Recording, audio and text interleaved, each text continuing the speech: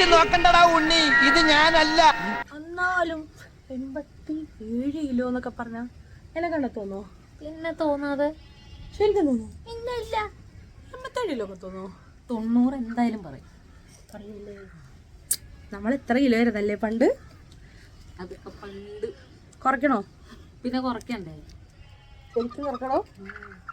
കുറയ്ക്കല്ലേ? ഞാനിങ്ങനെയൊന്നുമല്ലായിരുന്നു, ഇതിനേക്കാളൊക്കെ അടിപൊളിയായിരുന്നു.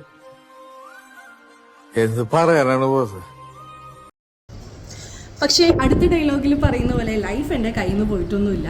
സോ പഴയേക്കാളും അടിപൊളിയായിട്ടുള്ള എന്നെ തിരിച്ചു കിട്ടുമെന്ന് അറിയാൻ വേണ്ടിയിട്ട് ഞാനൊരു ശ്രമം നടത്തുവാണ്.